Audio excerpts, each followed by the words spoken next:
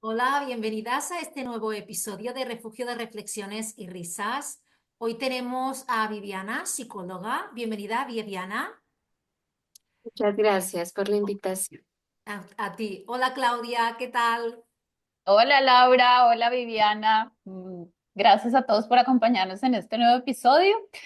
Y bueno, les voy a presentar a Viviana López Torres, psicóloga, egresada de la Universidad Antonio Nariño en Colombia, máster en terapia familiar sistémica de la Universidad Autónoma de Barcelona en España y doctora en ciencias sociales y humanas de la Pontificia Universidad Javeriana también en Colombia.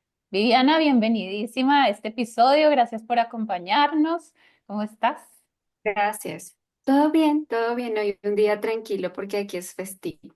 Y con Viviana, para todos los que nos estén viendo, nos acompaña León, que es su gato, su mascota, que será parte importante de este episodio. Va, envía un ronroneo, León.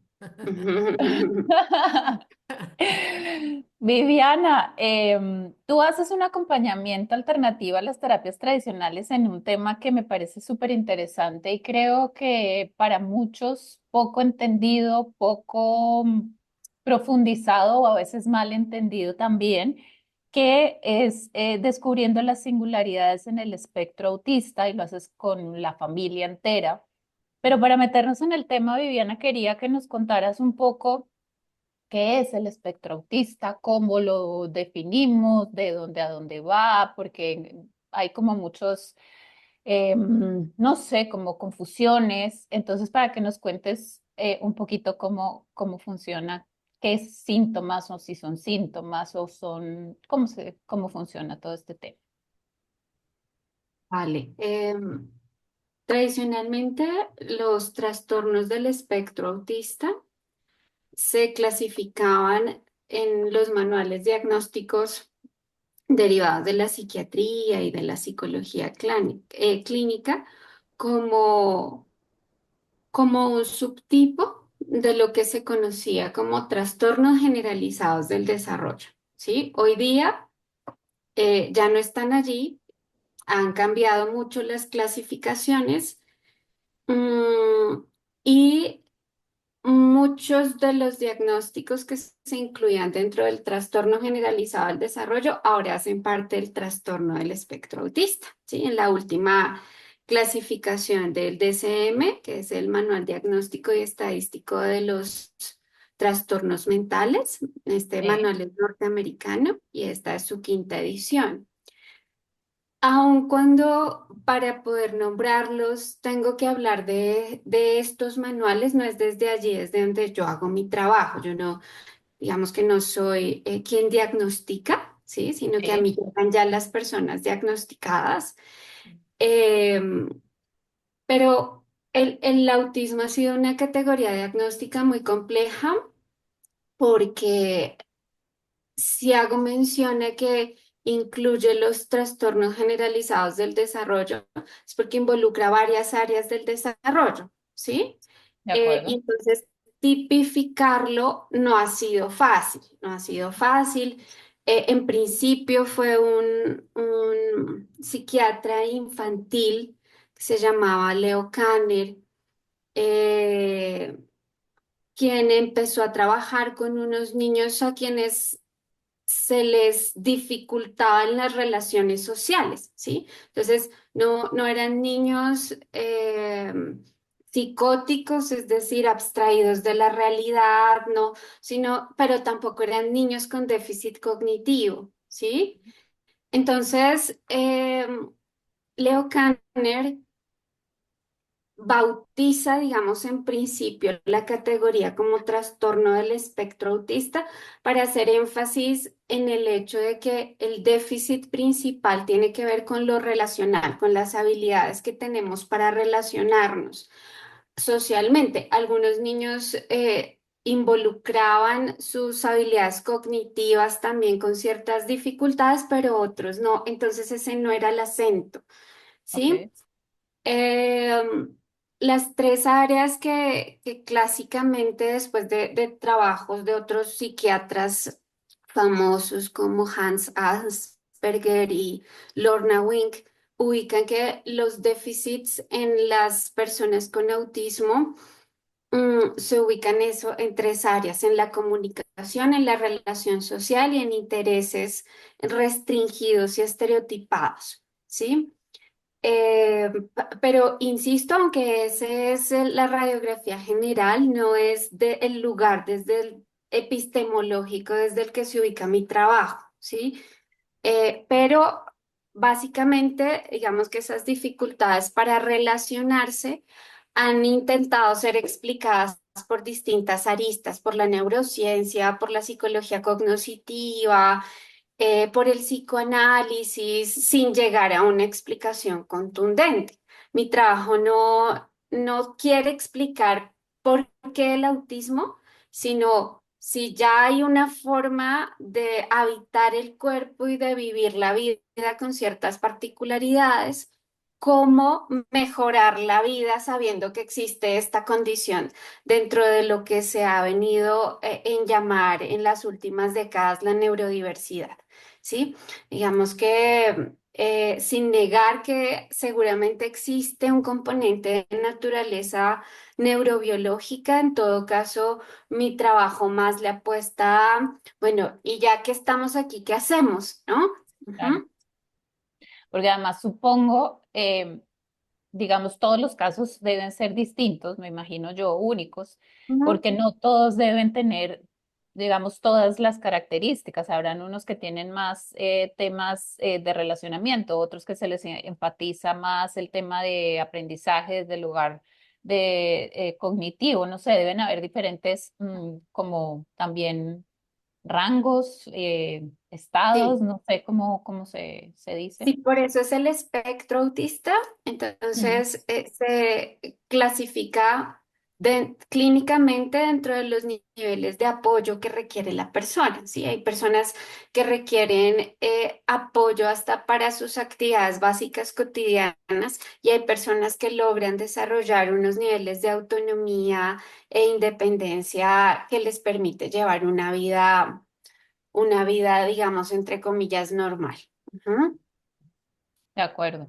Y ese, supongo yo, sobre todo cuando es un diagnóstico de niños, pues impacta todo el entorno, o sea, papá, mamá, si hay hermanos, porque no sé qué tanto hoy en día, tema colegios, estén preparados para eso, cómo está ese tema que sabes tú. Bueno, voy a empezar por el principio de la pregunta, ¿sí? Y es cómo impacta la condición. Yo, cuando hablo de singularidades, no hablo de la persona con autismo, sino de situaciones donde las singularidades pueden aparecer, situaciones que involucran Ok. a la persona con autismo y a sus allegados, que incluyen hermanos, mamás, papás, amigos, profes, vecinos, ¿sí? Y entiendo una singularidad desde la forma en cómo la aborda un psiquiatra comunitario argentino que se llama Marcelo Pacman, ¿sí? Ujú. Mm, Pensemos que la singularidad sería una situación que no se deja domesticar por las reglas de los modales convencionales desde los que nos solemos encontrar, ¿sí? Como cuando uno es educado para salude, mire a los ojos, parece derecho, y muchas veces actuamos estos modales que se nos inculcan también muchas veces a la fuerza, sin que impliquen que la relación mejore o que realmente haya un encuentro y una conexión, ¿sí? Entonces, la singularidad sería esta situación que permite que otras formas de encontrarnos y de relacionarnos antes de ser categorizadas como anormalidades sean oportunidades de socializar desde la no convencionalidad, ¿sí? Entonces, como yo me encuentro con alguien que no me mira a los ojos o que a veces parece que no está, pero yo sí lo veo ahí, ¿sí? Sí, Eh, entonces, a propósito de, no solamente tiene que ver con la persona, sino con el resto, ¿no? Porque claro.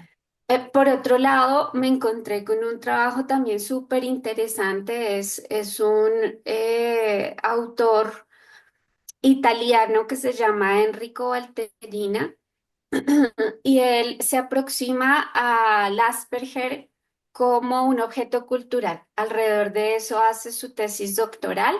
Él mismo habita el espectro. Es uno de los autistas académicos, digamos, más reconocidos en la contemporaneidad y un militante por la neurodiversidad. Y entonces él plantea la categoría desde la lógica relacional, digamos, cómo pensarse el autismo como categoría desde una lógica relacional implica reconocer que si yo tengo como persona autista dificultades para relacionarme con alguien, eso también le toca a ese alguien, ¿sí? Yo no puedo Claro, responder estereotipadamente porque claro. estoy en la relación, ¿sí? Entonces eso también me deja descolocada porque no sé, ¿Cómo va a hacerlo? poner un exacto cómo hacerlo. Voy a poner un ejemplo.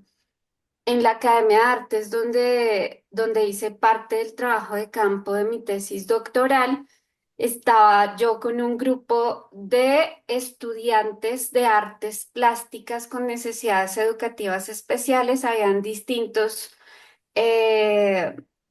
eh, digamos, niveles dentro del espectro, pero también personas con parálisis cerebral, personas con déficit cognitivo leve.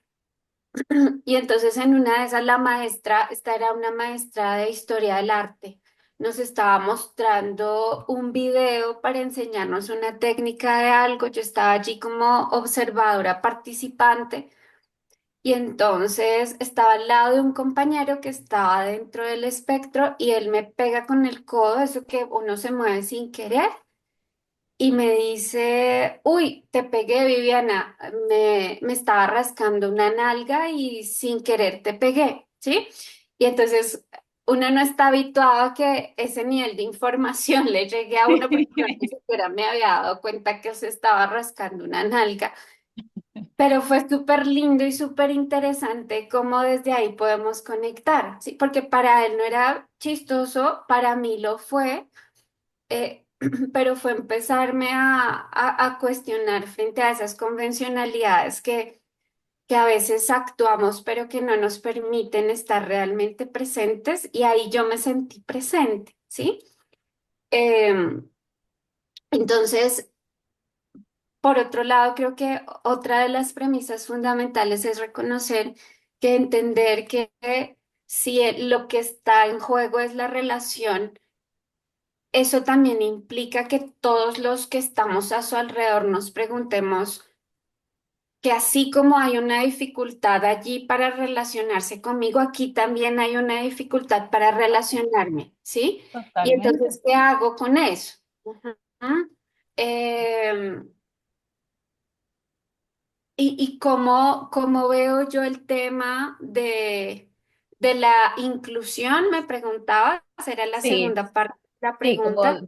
pues tema colegios, pero en general oyéndote, creo que tiene que Ujú. ver con todos los ambientes de la vida, porque creo que como partimos de la base de cada uno de nosotros, asumimos que todo el mundo se relaciona, piensa, actúa, funciona como, pues como en mi caso yo.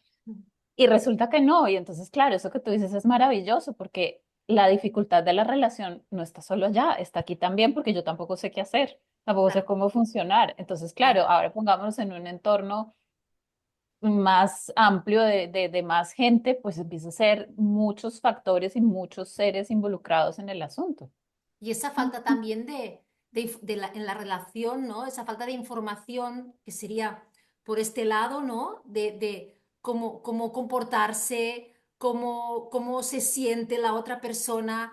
Claro, es un mundo que si no lo conoces, puede haber también tú mismo ponerte una barrera de, uy, mejor no digo por si digo algo que no. Entonces, esas relaciones complejas, diría yo, al menos desde mi sentir cómo se lleva o cómo se puede ayudar para que pueda ser beneficiosa para las dos partes, ¿no? Sí, es es complejo, pero es interesante porque incluso, Claro. digamos, cuando yo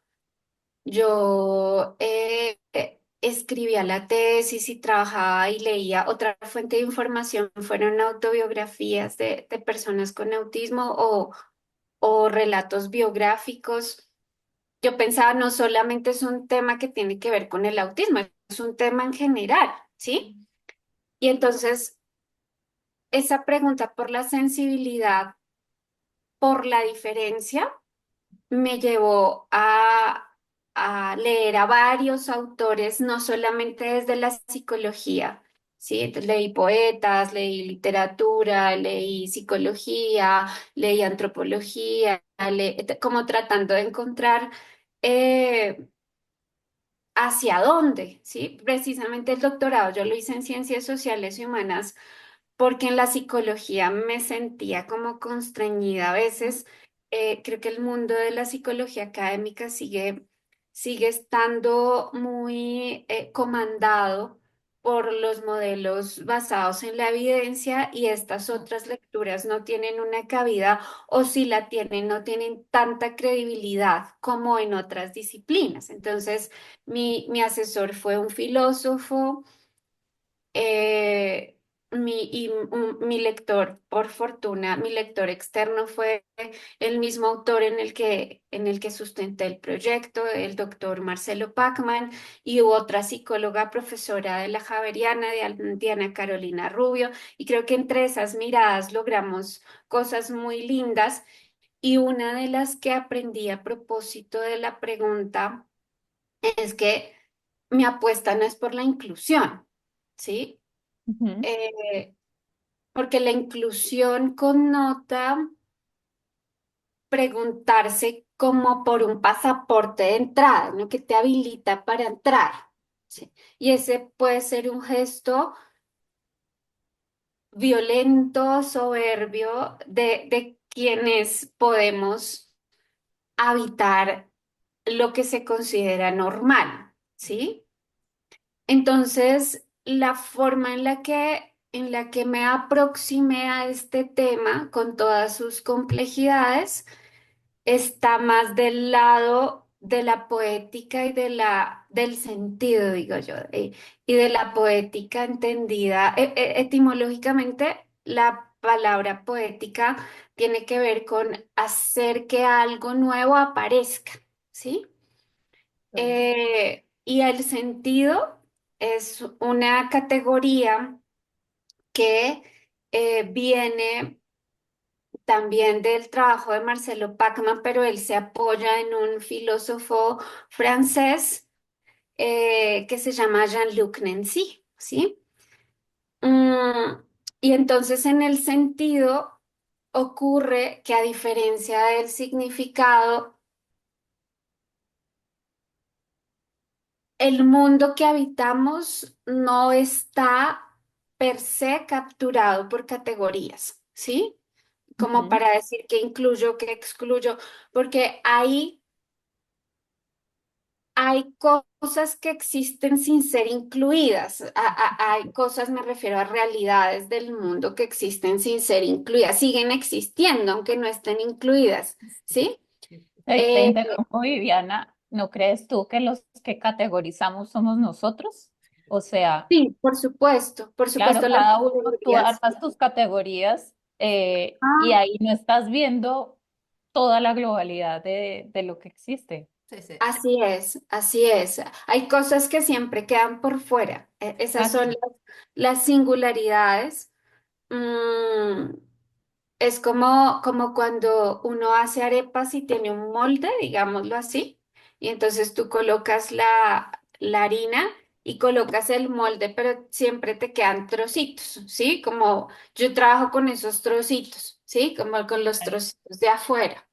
claro. Eh, y ahí está el sentido, ahí está la singularidad, ahí está.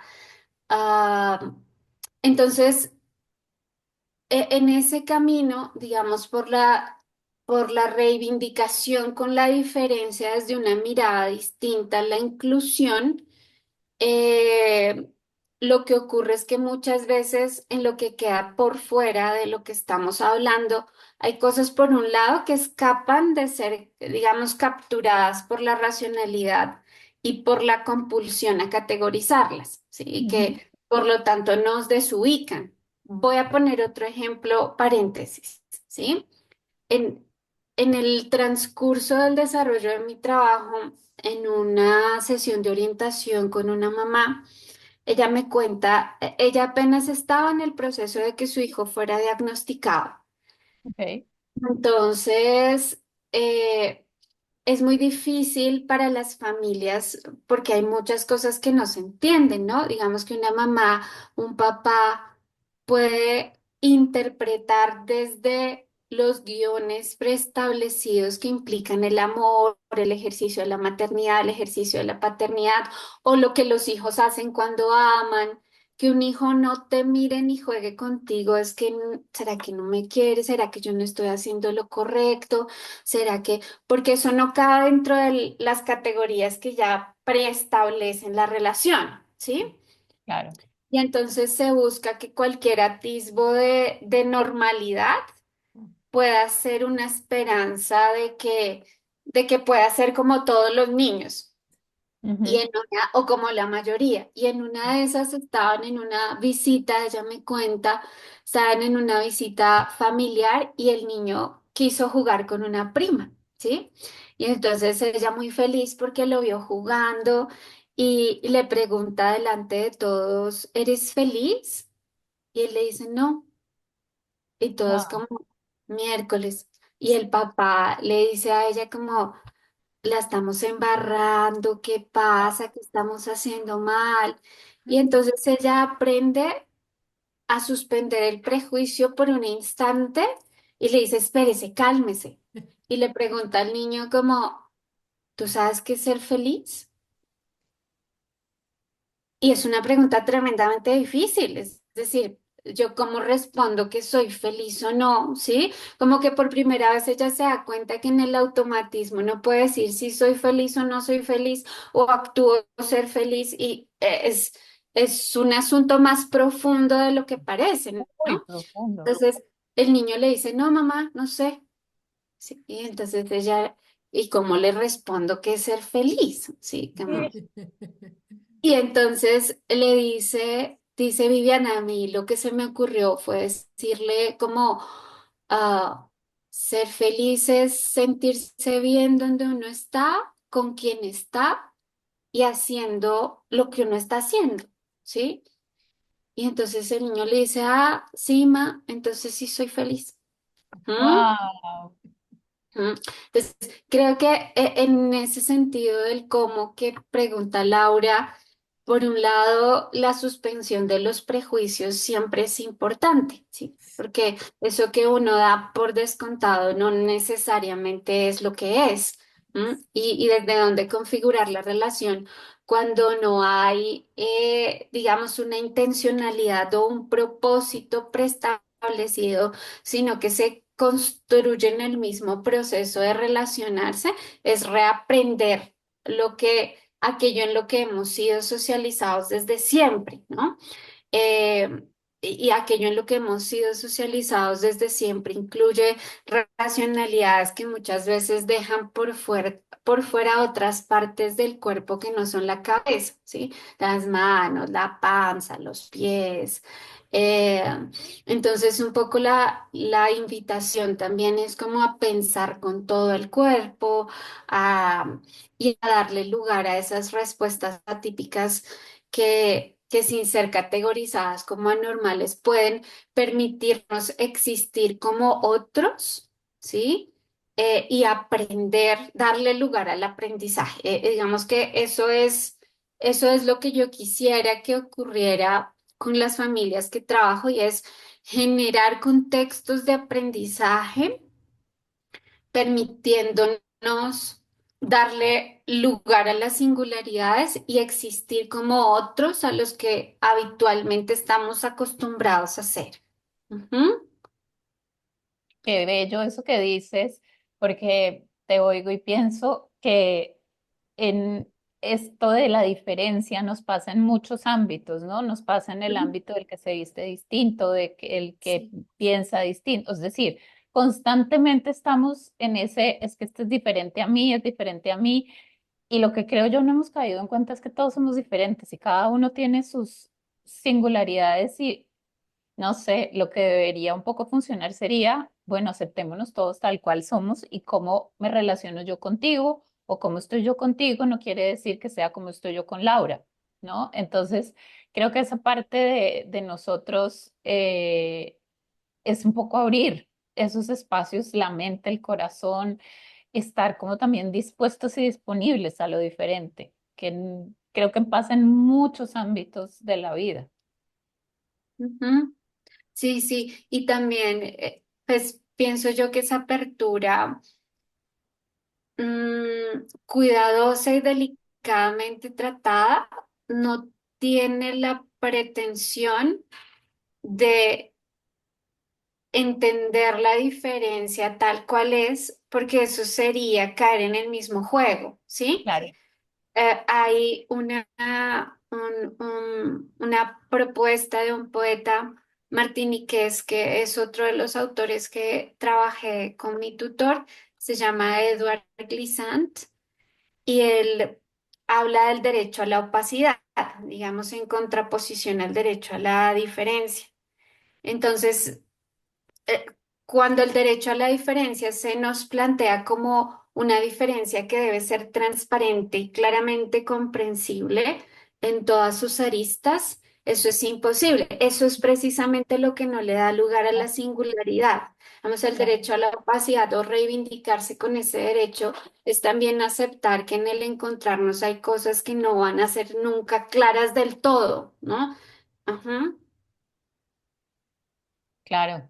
Te iba a preguntar, como de las herramientas que tú utilizas o las técnicas que utilizas, tengo la impresión de que el tema artístico desde todas las artes posibles es un buen lugar para entrar en esos procesos de acompañamiento que haces tú.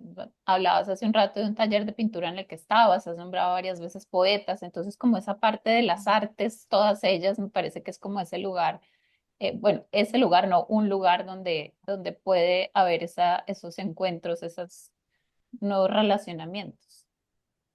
Sí, sí, sin duda. Yo creo que el lenguaje poético puede ser favorecido más desde las sensibilidades artísticas que conversen con estas otras racionalidades a las que estamos tan acostumbrados. Creo que desde ahí he trabajado con una bailarina, he trabajado con una actriz.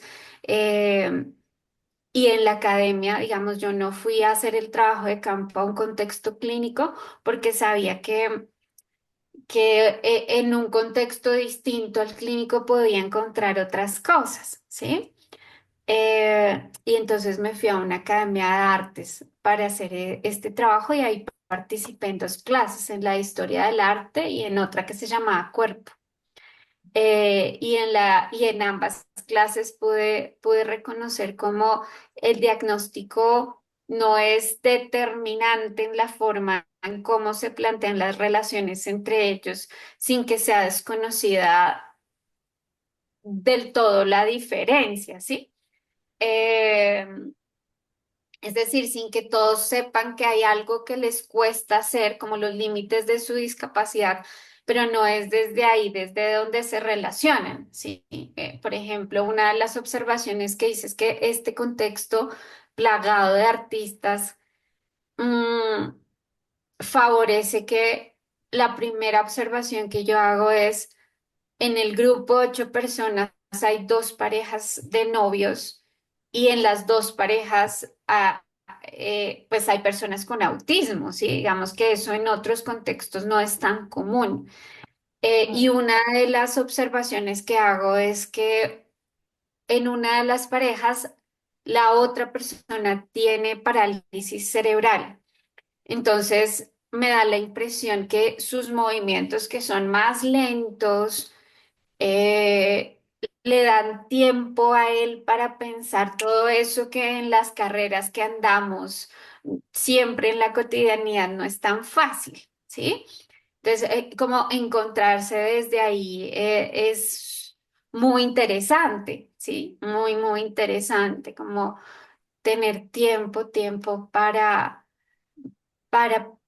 para sentir más despacio todo eso que siempre va a la carrera y también cuestionar, digamos, esta lógica de la reciprocidad es de la que siempre pareciera que es normativo relacionarse, ¿sí? Pues que alguien pueda decirle a alguien más te amo y el otro diga gracias. Es decir, uno "Ah, no le dijo te amo de vuelta, es que ¿qué voy a hacer con eso? ¿Sí? Sí, Eh, y sentir que uno cabe completo en ese gracias sin necesidad del te amo de vuelta y cuestionar la lógica tradicional desde la que entendemos, por ejemplo, una relación amorosa es una oportunidad de aprendizaje enorme. Al menos lo fue para mí. Ujú,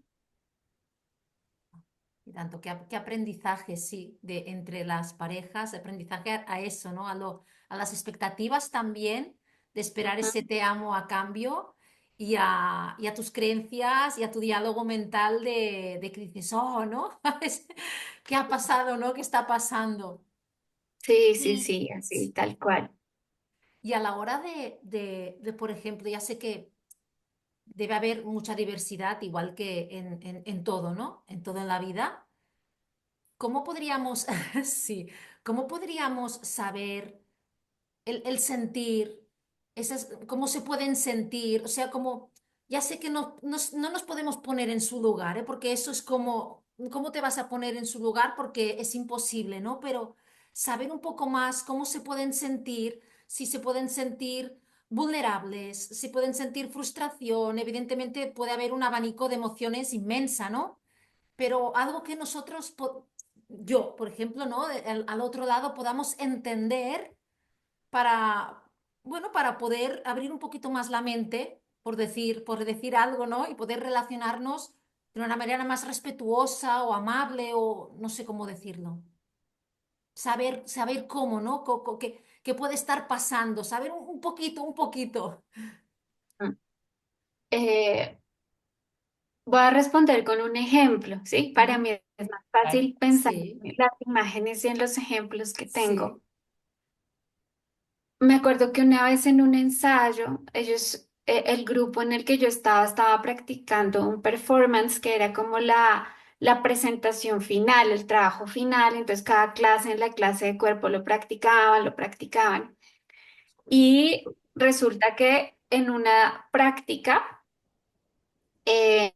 se anticiparon con público porque una de las personas no iba a estar en la presentación final, entonces permitieron que su familia viniera anticipadamente a ver, no era la final final, pero sí era una importante porque había, digamos, ya un público esperando. Entonces, esto es algo que excede a una de las personas con autismo, y entonces él va y va a entrar a escena y le tiemblan las rodillas y no la logra y se acuesta como en posición fetal y llora y su novia está en la otra clase. Entonces los compañeros dicen, bueno, ¿quién la logra?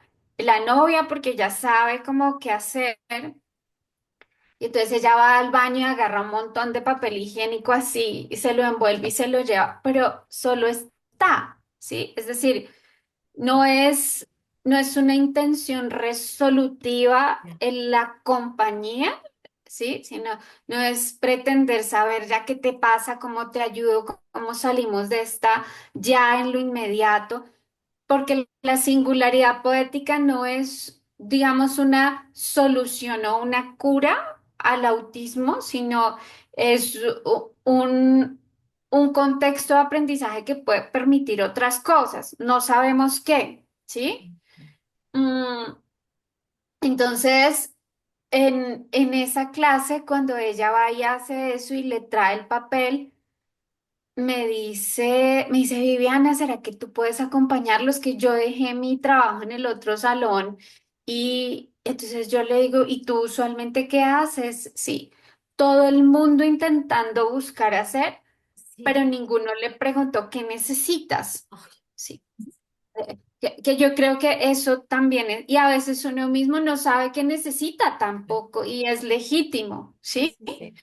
Eh, entonces creo que una de las lecciones más importantes ahí fue como ponerle freno de mano a la intención resolutiva de la situación, Mm, ¿sí?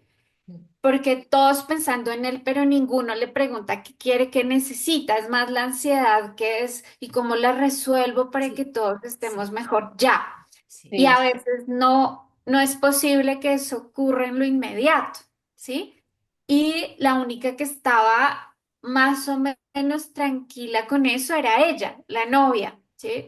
No, Viviana, al principio yo no sabía qué hacer y ahora qué haces. No, no hago nada, solo esto, ¿sí? Como sé que necesita sonarse y sé que necesita algo con lo que secarse las lágrimas. Y estoy, ¿sí? Entonces, creo que pura presencia también, ¿no? exactamente. Yo creo que eso no busca romantizar, porque ahí yo descubrí muchas cosas. Descubrí, por ejemplo, que eso que todos queríamos cambiar, que era la ansiedad, la angustia de dejar expuesta una vulnerabilidad podía implicar un modo de relación distinto y es, en este contexto, él se sintió seguro para mostrar su vulnerabilidad. Acompañémoslo, ¿sí? Es como, no es anularla, es decir, es recibir el regalo que es, aquí pude sentirme asustado, ¿sí? Como me acompañan o desde lejos, como hacemos todos, no sabemos cómo, no es resolverlo, ¿sí? Yo creo que ese afán por lo resolutivo y por hacerse cargo uno de su parte en el sentido de quiero que tú estés mejor para que yo esté mejor o quiero que estés mejor porque entiendo lo que te está pasando o trato de hacerlo, ¿sí? Pero eso, Viviana, creo que pasa en todos los Uh, contextos, porque puede sí, pasar que estemos las tres juntas y puede pasar lo mismo. Una de sí, las tres se pone a llorar y las otras dos enseguida quieren resolver esto ya, ya, sí, ya. ¿Qué te pasa? ¿Qué sí, te pasa? sí, ¿Cómo lo sí, sí, resuelvo? sí, sí, Creo que sí, pasa, es sí, muy sí, común. sí, Exactamente, sí, sí. sí, sí. Claro, Ujú. porque supongo que nos despierta, ¿no? Y es esa sensación, costumbre, por decirlo, de querer rápido, rápido, que todo esté bien, aparentemente, y si pasamos a la acción, hacer, hacer, hacer, pero no preguntamos eso que dices, pero en muchos otros aspectos de la vida, ¿vale? ¿Qué necesitas? O simplemente estar al lado ya, sobre todo pareja, familia y todo, en resolver y o deberías hacer, empezamos con estas cosas, ¿no? En vez de escuchar, estar en silencio y decir, vale, estoy presente, estoy aquí al lado, cuando me necesites, si me necesitas, y más o menos actuar así, sí, claro. Claro, es un Aprendizaje. ejemplo bellísimo, Viviana, además porque pienso que oyendo ahora lo que está comentando Laura, queremos que todo esté bien, pero porque es expresarse y ser vulnerable no está bien, Ya. ¿no? O sea, ¿en qué momento eso dejó de estar bien? Bueno, no sé si sería algo biológico puro y duro de Claro, pero supervivencia o de, no sé. pienso que ahí puede haber, en estas singularidades, puede haber una condición más limpia, más fácil de expresión de cosas que nosotros de repente no hacemos porque no está bien, porque, no sé, como que tengan esa posibilidad más auténtica de expresión, incluso en ciertos momentos. Sí, sí,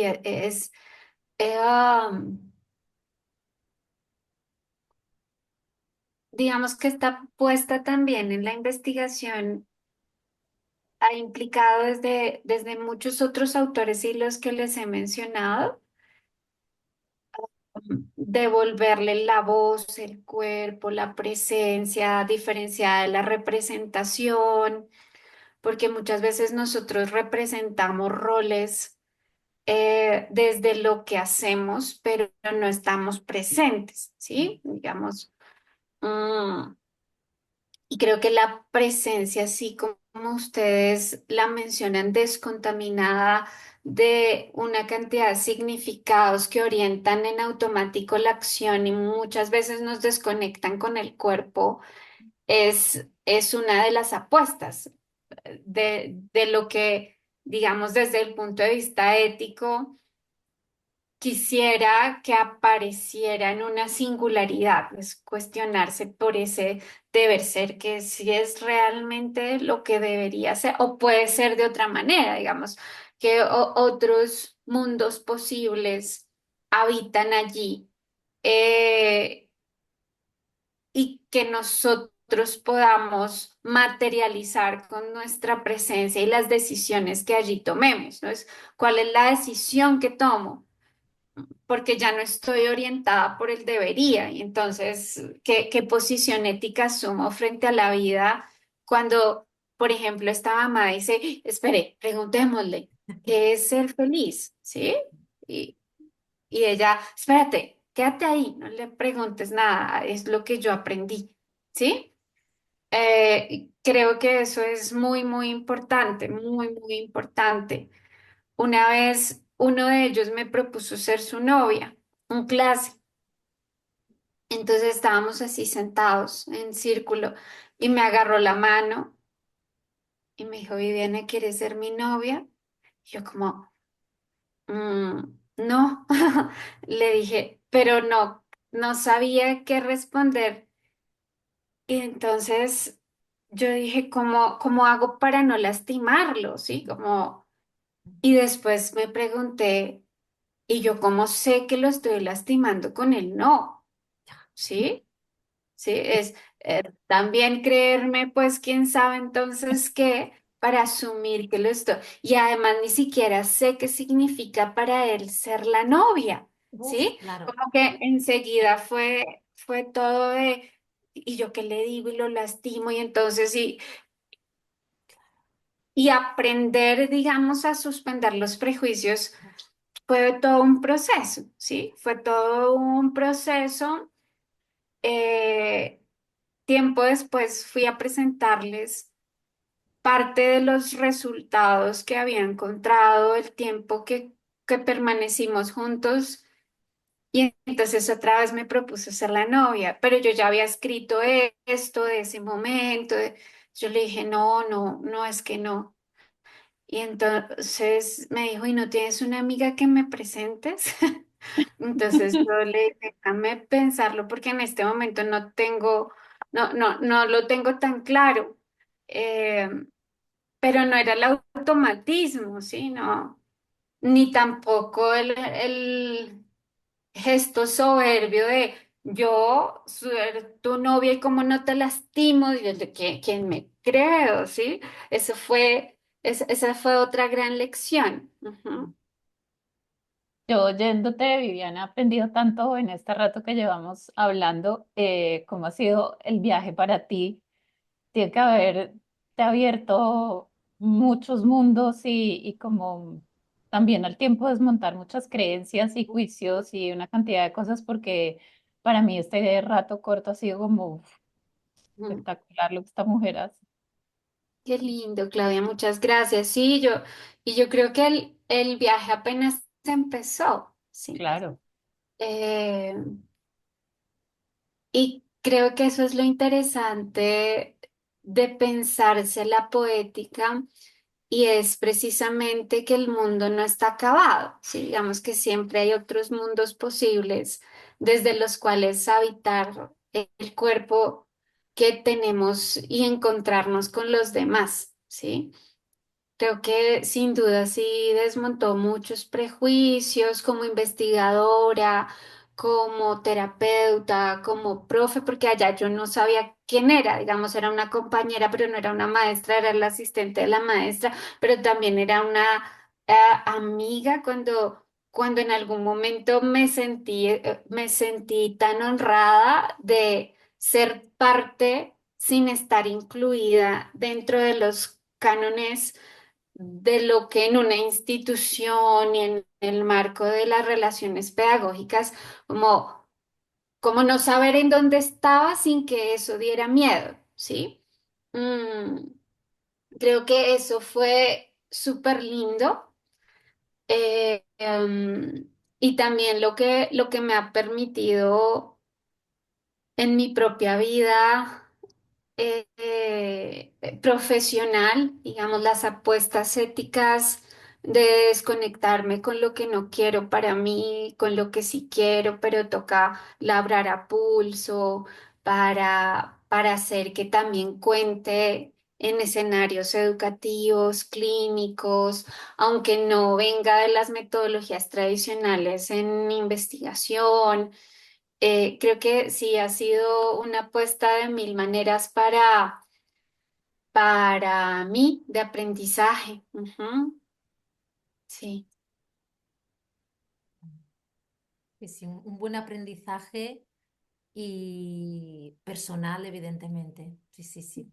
Sí, sí, sí. Gracias, Qué gracias. bonito, Viviana. Y quien quiera contactarte, ¿cómo te contacta? ¿Dónde te encuentra? ¿Cómo se acerca a ti?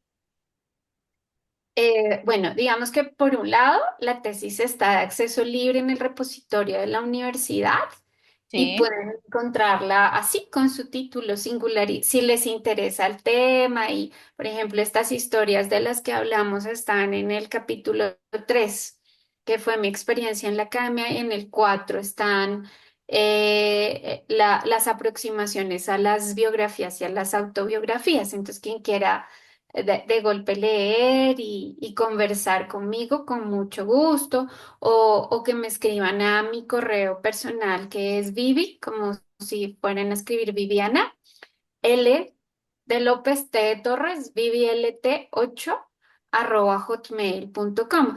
En principio, digamos que así como con ustedes, yo lo que estoy haciendo es conversar, conversar. No tengo un producto ni un servicio que vender, sino una disposición a aprender con la gente para construir juntos eso que quisiera que ocurriera con las singularidades que habito en el trabajo, en la casa, con estas personas, con las familias que consultan, creo que en principio es más eso, es más encuentros. Me acuerdo que en la pandemia Ujú, había un espacio que un pedagogo argentino que se llama Carlos Scliar ujú. favoreció como su apuesta de cuidado en un momento donde todos estábamos tan mal y él los llamó encuentros entre cualesquiera. ¿M? Oh, me Entonces, encanta ese nombre. creo y era escucharlo leer poesía, era como el profesor de todos ahí. Entonces, la mayoría que se encontraba allí eran profes o estudiantes, gente que le interesa la pedagogía y sucedían cosas hermosas, ¿sí? Mm, entonces, creo que el interés por encontrarnos y se llegara a dar con alguien que escuche nuestra conversación es sobre todo, en principio, aprender juntos. Ujú. Súper bonito. Sí. Por supuesto, dejaremos todos los datos de Viviana en la descripción del video. Y yo no tengo más que darte unas gracias enormes, enormes, porque aprendí un montón de ti. Qué Sí, gracias, linda, Viviana. muchas gracias. Gracias por aceptar la invitación, por estar aquí, por darnos un poquito más de información y un poquito más de luz y ese compartir para poder expandir esa información. Gracias, gracias de verdad. Gracias. No, muchas gracias a ustedes por escucharme. De verdad que lo valoro muchísimo. Y Gracias. a todos, gracias por acompañarnos y nos vemos la próxima. Nos vemos pronto. Gracias. Hasta luego.